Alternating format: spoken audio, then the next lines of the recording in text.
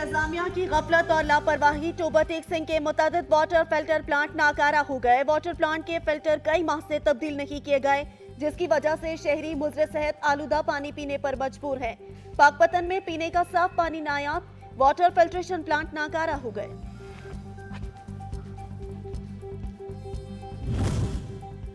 महकमा शाहरात की लापरवाही और गफलत लिया के कौमी शाहरा MM रोड के मुरम्मती काम सुसरवी का शिकार। धूल मट्टी उड़ने के सबब शहरियों का सांस लेना मुहाल हो गया। शहरियों के लिए आमदोरफ्त मुहाल हो गई।